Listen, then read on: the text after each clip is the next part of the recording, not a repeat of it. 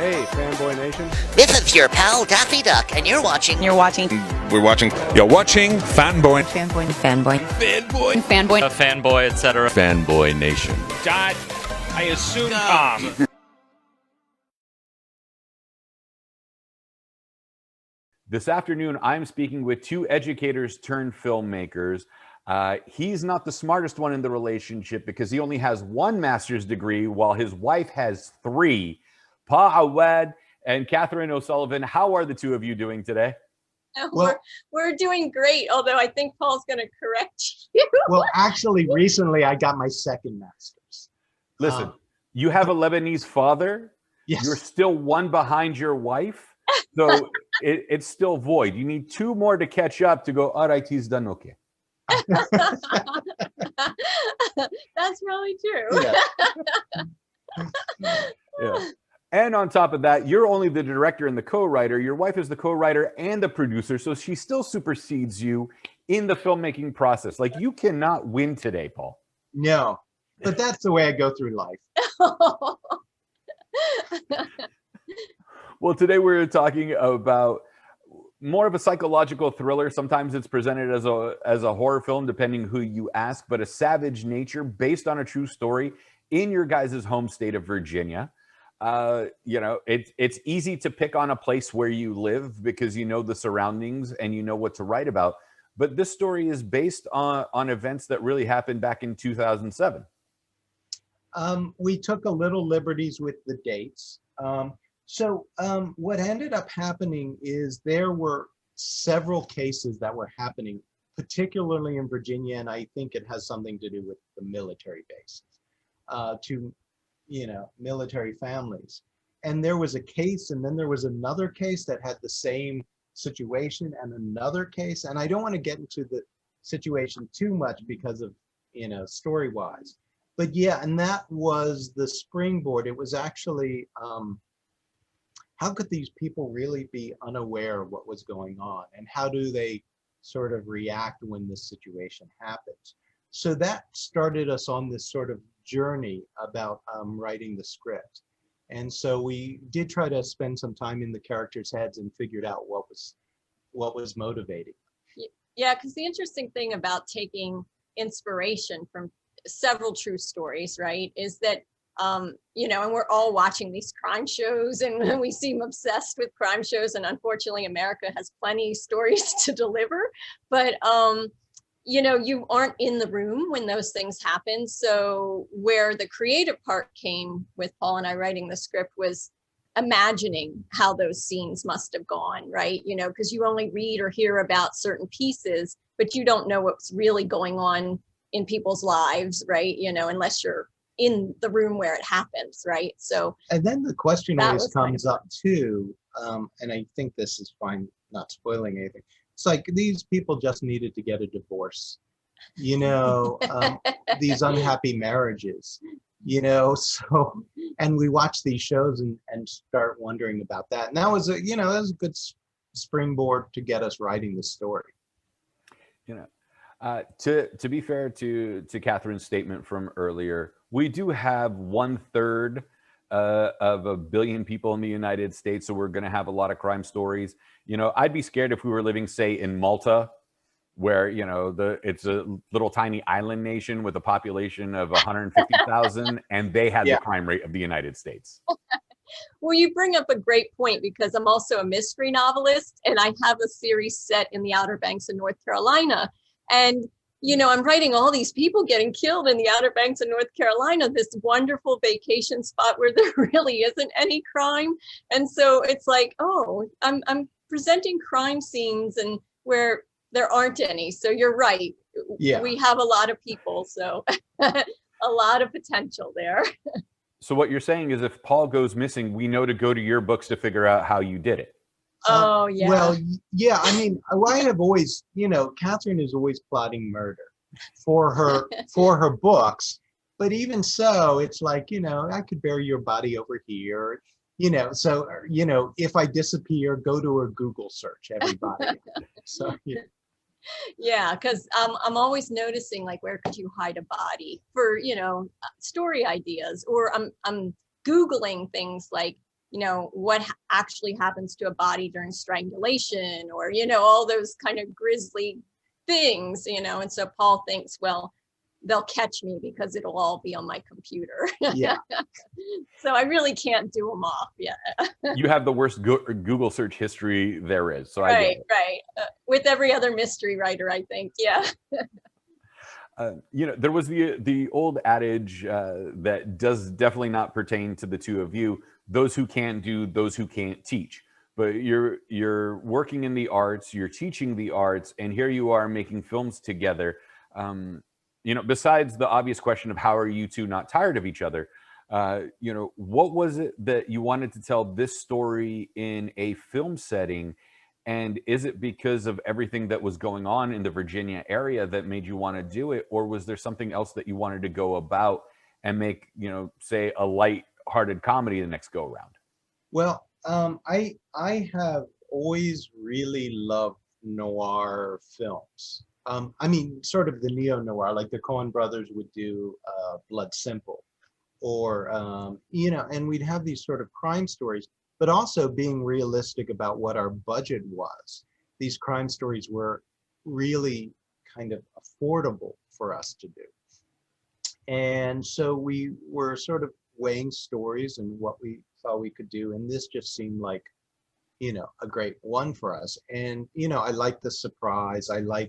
I always am fascinated with how different a day could change your life, which this pretty much takes place during a day.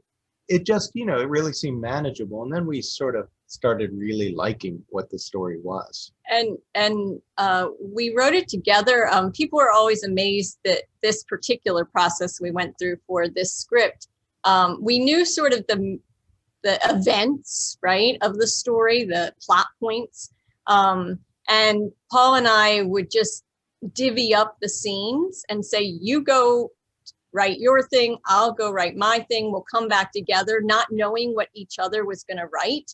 So there's some funny things that end up happening too, because he writes something that's completely unexpected that I'm like, how do I incorporate that now? Or vice versa. Or I keep giving them guns and Paul keeps saying they have to get rid of the guns. So like, there's those fun things of tracking that, but you can write really fast that way too. And then you go to the rewrite process. So it's actually really fun writing together. We have a book we sent to a publisher. We're wishing some good luck to it. Writing together is sort of, we enjoy that process. So we haven't, even during quarantine, we still have enjoyed spending time with each other. Although I will say during quarantine, I could hear Paul teaching his classes and I was teaching my class. And so you're like in class, hearing somebody else also teaching, and it's a lot of class, right? It's a lot of Zoom class.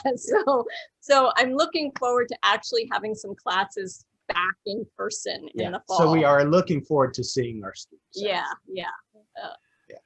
Okay, as a former educator myself, I know there's the whole publish and perish aspect of the university system and education.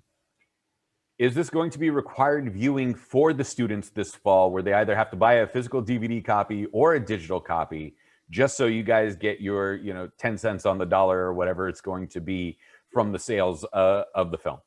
It may be a little dark for my classes.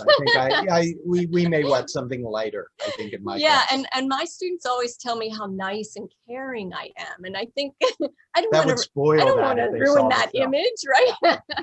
If they saw that, they might go, Professor O'Sullivan, I don't know what's in your head, so, but we're not hiding it from them. They're certainly aware that we're and I think that that's really helpful to teaching, because we can bring those real world experiences. A lot of Paul's students are, inspiring filmmakers without money and, a lot of equipment. And so working in a sort of smaller budget space, we have lots of wisdom to, share with them and tell them, don't make this mistake, and, those kinds of things. So it's nice to be able to give that back to our students. Well, I tease a bit about the education system because, again, I was a former educator, and we can't give away too much of the movie because we want people to get the VOD copy and then the eventual DVD copy. VOD on August 3rd, so on Tuesday, the film comes out. horror movies for some reason have taken off during the pandemic. I think not only because it's easier to film in the forest, and the forest is terrifying enough as it is, but for some reason, human beings like to be scared. Yeah, as if 2020 wasn't scary enough in certain aspects. What is it about this genre, especially during trying times, that people, and especially, you know, Professor O'Sullivan, you're a psychologist, that people want to be scared during times that are emotionally stressful already? Well, I think, I mean, a lot of people talk about, you know, horror films giving people a catharsis, right? A release, you know, when they scream or they get scared, or there's a sort of this physical, emotional release. But I think with horror and with mystery and crime shows, and sort of ours is this weird mix of those genres, I think that at the end, typically, there's a new order that gets reestablished, right? When we watch 48 Hours or any of those shows, they catch the criminal and the criminal gets punished, right? So I think some of that is very comforting to us, particularly in a pandemic that seems never ending and unjust, right? That there's no rhyme or reason why some person survives COVID, and Paul and I both had COVID, right? And that was not fun. And somebody else doesn't. And, you know, we took all the precautions and we got it, and somebody else could be in the same situation. So there's so much that seems unjust and out of control that I think that in that little world that you watch, there is, you anticipate at the end that all things will be resolved. There's an interesting, and I don't remember who said it, maybe Joe Dante or somebody, said the worst times in like particular American history make the best horror films. So, you know, like the 70s, we go back to that. And yeah, I mean, they are, I think Wes Craven called the cult horror films, which ours is kind of, you know, but he called that like the culture's nightmares. And I think we're living through a lot of crazy nightmares. So I think they're really booming right now, and we enjoy seeing, you know, the demons being exorcised. Well, we're definitely seeing that. And you guys live in Virginia, and there's been so much war on American soil on the East Coast that it's a perfect setting for things of that sort. And, you know, there's so many urban legends that come out of the East Coast, like Mothman prophecies or the Jersey Devil or whatever else that goes along with that. Well, we have Bunny Man. We have the Bunny Man. And our, I know, right? It doesn't sound scary at all, but he's a serial killer dressed as a bunny. So who attacks you on a particular bridge. Yeah, he's so we have our own little stuff around there. The Bunny Man Bridge, yes. So we found your next movie. I get it. It is, yeah. And, you know, half your cast from this is from Chicago PD, which is a phenomenal cast in this film. And then, you know, you make this tremendous horror film or psychological thriller that is shot, I assume, with a limited budget and a limited amount of time. How do you make a movie in between classes? And then for Paul, you know, your bachelor's degree is in theater arts. And so with theater, you have to reach to the people in the balcony and in the upper echelon of the theater, where in cinema it has to be close and tight because everybody can see it from the same angle. How do you get the actors to differentiate between the distance of the two? Well, pretty much all the actors at the time we cast them, and we shot, I mean, you know, it's realistically, it is a tiny, tiny budget. And we shot for 11 days. But the actors they were all just theater actors when we cast them. And the Chicago PD just turned out to be just a funny thing. They just keep showing up on Chicago PD. But at the time, they were just such wonderful actors that they had such a great sense of adjusting their performance. You know, and we were really happy because the film would not work if we didn't have a strong cast. Mm-hmm. And we just felt blessed about our cast. And immediately after, like, John goes off and, you know, he does Chicago PD, but it gets cast in Lovecraft country. Mm-hmm. And so we're really just thrilled at the careers they have. But they all had sort of an innate sense of where the camera was, and by the end, Joanna really probably knew her character much better than we ever did writing it. We were just thrilled with them. So working with them, I mean, they just brought so much there.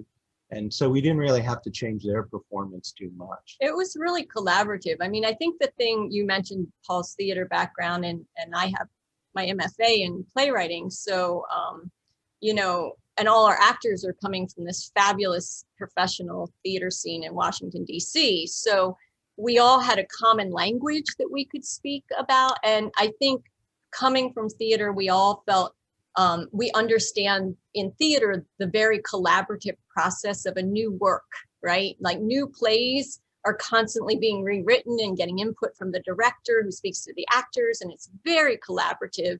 And even after a show opens, it's still, being reworked. And so we would be on set with these actors, and as they were tracking the story, because Paul mostly shot in order, they would catch motivation issues or logic issues or just limitations because of the location that we were actually in versus the one we imagined, right? And they were living in the location. And they too. lived in the location. So we would just, if we ran into a problem, it wasn't scary to us to say, okay, let's sit down, let's bang it all out, let's figure it out, and then go shoot. We just need to do it really fast. Yeah. We'll do that fast. So us all having a common language, I think, sped up that process. Well, you pulled off an incredible film in 11 days, and I'm always more impressed with indie films that have a 10 to 28 day film schedule than something that had, 7 to 8 months and then a year and a half of post-production, and then it ends up being a garbage film. And I always pick on Transformers 4 for that. They had a $350 million budget, and I just look at the theater. Like, we walked out of the theater at Paramount Studios, and everybody that brought a guest turned to their guest and apologized to them for bringing them to that press screening. So I'm always more impressed with the indie films in the limited amount of time that you have to make a film. I can't even imagine what that, working with a budget like that would be. I mean, I would like to try, but it's we sort of work in that really like, let's put on a show sort of framework, Yeah. And it was, everybody really went along for the ride, and it was wonderful. And they were just so great. I mean, as some of our actors have joked, there was no going to your trailer, right? Like, you go back to the house that you're living in and shooting in and sleeping in and getting up in the morning and making breakfast in. But because we were all there all the time, there was also very much like an actor, if they were not in the scene, but they were wanting to help out, they would, this is kind of unheard of. This is what I mean about theater. Joanna, our lead, she just said, you need help? And we were filming a scene in the pickup, and we said, sure. And she'd like, jump up and down on the pickup. She's flashing the light to make it look like traffic is going by, and the rest of the crew is doing other things. And at some point, one of our actors turned to us and said, this feels like theater. Like, we could have been on a stage doing that, right? So that was the feeling that we had. There is something about shooting without a lot of money and just sort of getting excited when some magical thing happens. Which, in Transformers 4, you want a magical thing, you just pay for it. There's not a,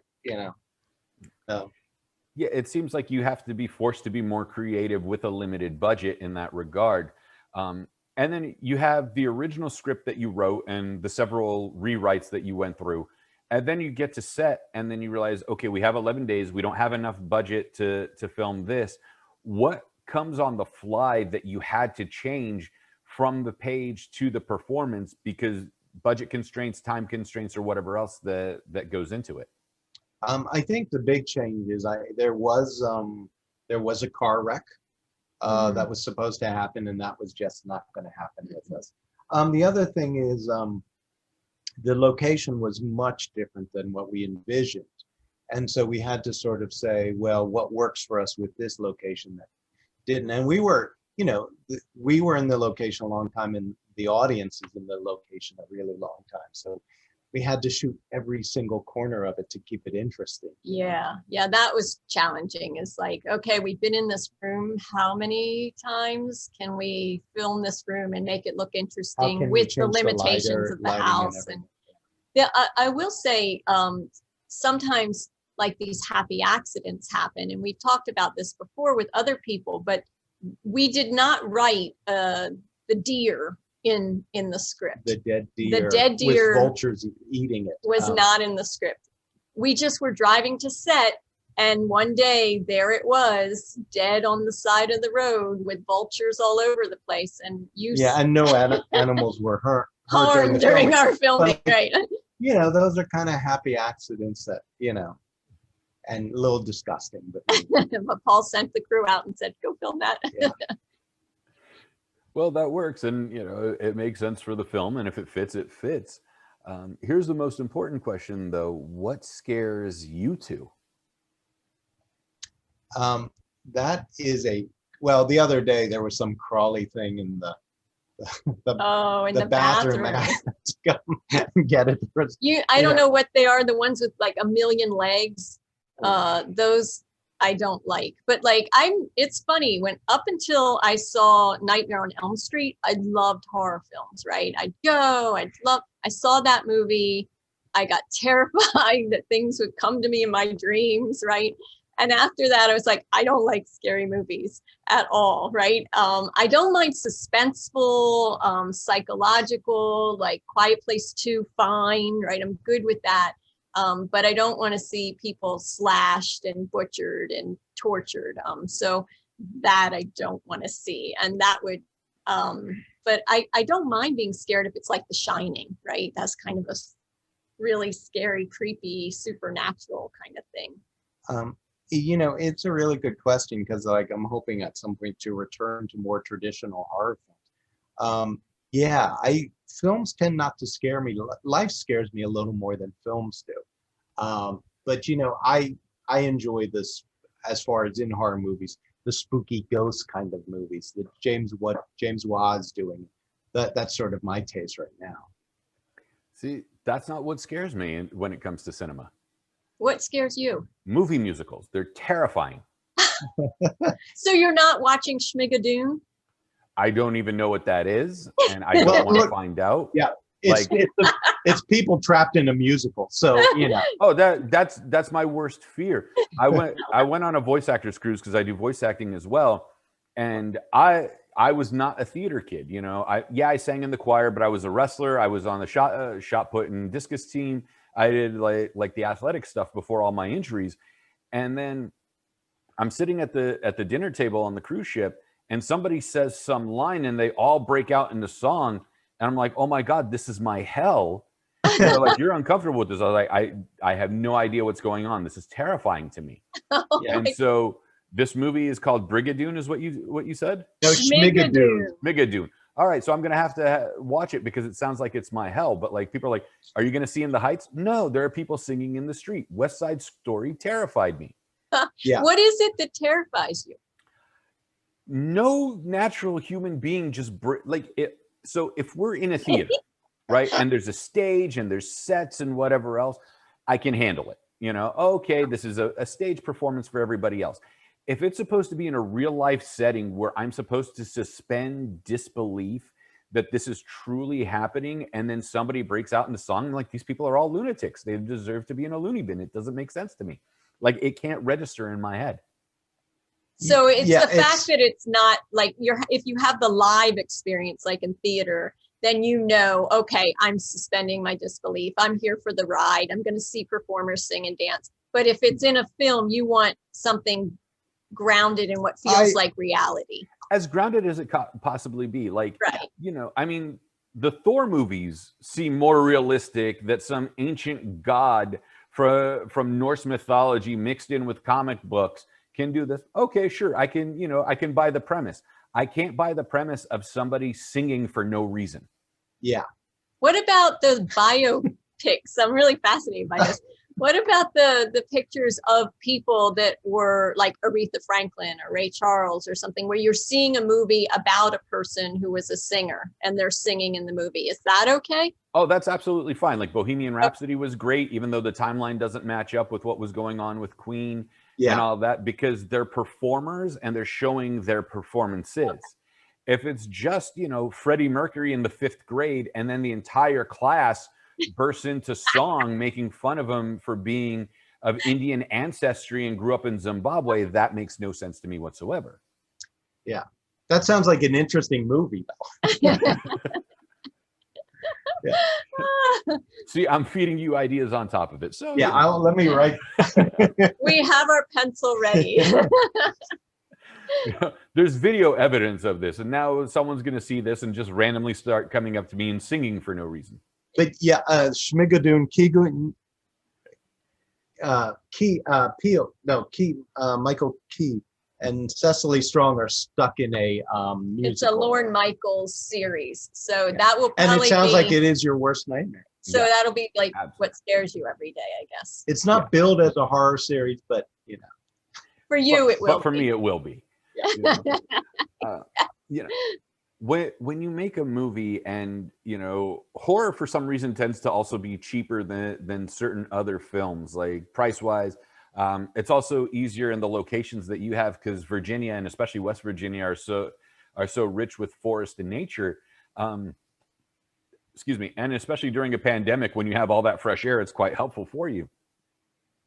What is it that, you know, makes nature so scary to people? Is it because we've become so accustomed to being urban and suburban residents that we don't really have the connection to nature that we used to have? Like if we go back to the Epic of Gilgamesh, even then when the city-state was rising and Enkidu was the wild man in the forest and eventually becomes civilized and the animals disperse from him, what is that disconnect between us and nature that's so terrifying these days?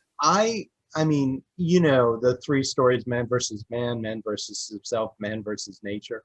I think the dark, you know, I lived at some point when I was growing up in a really remote area. And the dark is something, because we never, I mean, those of us that live in cities or someplace, we never experience the dark in a way that is, you know, I mean, we made a deliberate attempt to tell the story in a remote place, because we knew all the characters could easily, you know, you run to the neighbor or something, you know, it would ruin sort of the story. And there is something about the dark and being scared. And, you know, if you're a cinematographer, that is so enjoyable, sort of playing with the light and stuff. Yeah, that's what I think. That aspect of nature is just the dark. And your mind starts, well, and I also think it's a feeling of, you know, especially with the woods, you mentioned like the forest.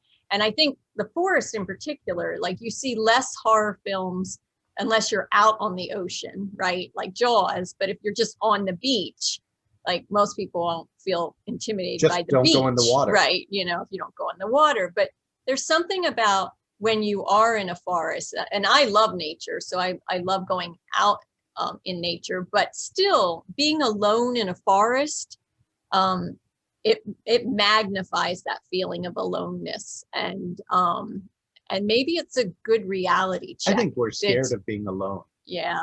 Yeah. So, in a sense, not agoraphobia, because that's being afraid in crowds. What's the phobia of being alone in large spaces? The inverse of claustrophobia. Yeah, that's a good question. It's not agoraphobia.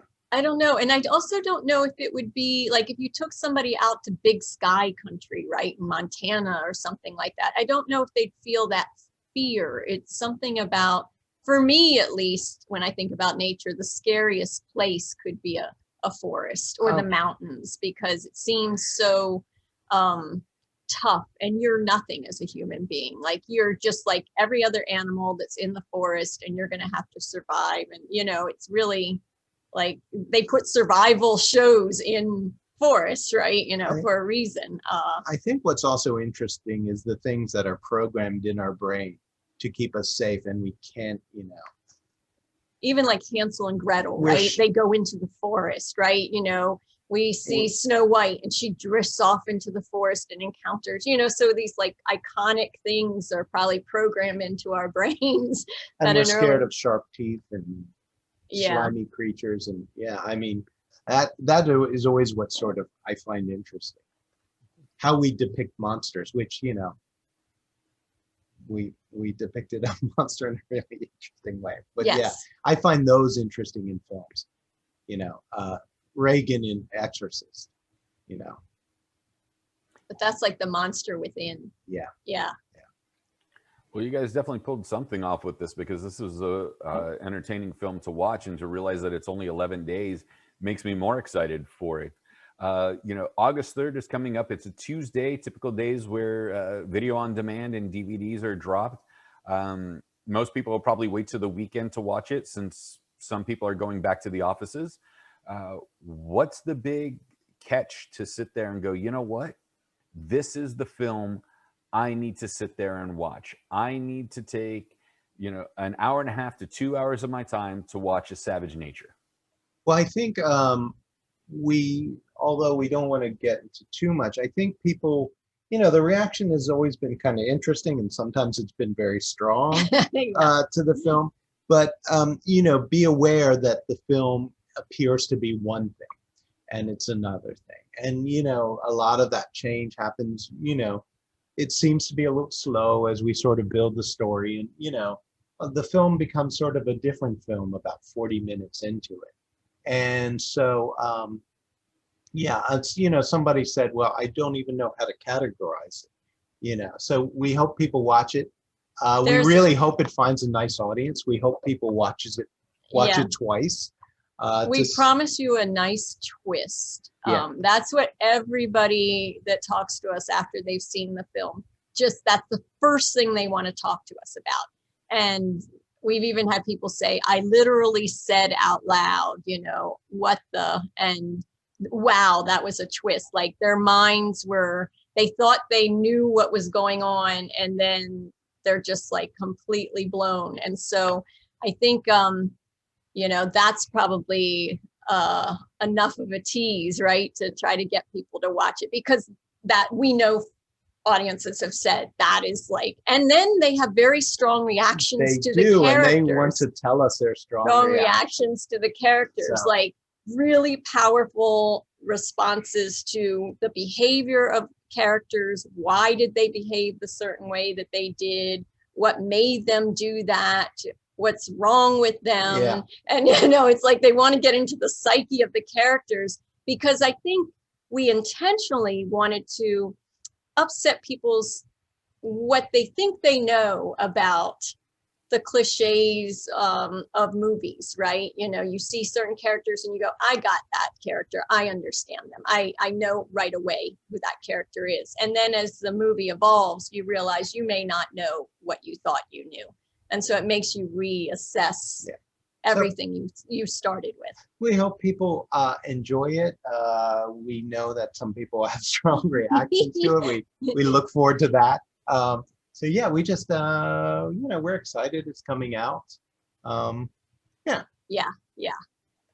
I love it. Well, yeah, excuse me. On August 3rd, A Savage Nature is coming out from Professors Kathryn O'Sullivan and Paul Awad on digital on demand, and hopefully soon on DVD. Where can we find the two of you on social media, and where can we audit your classes at which university, just in case we need extra credit and you're going to force us to watch the movie? Well, on social media, Kathryn is on Twitter. I'm on Twitter and Facebook, and the film has a Twitter page. And film has. I am not really on social media, but I do have my own page, Paul -awad.com. And we both teach at Northern Virginia Community College. So that may be familiar to you, because Right Dr. Jill Biden, our First Lady, also teaches at Northern Virginia Community College. And we have online versions So come take of our a class. classes, and remote versions, Zoom versions, in person. We're doing it all right now.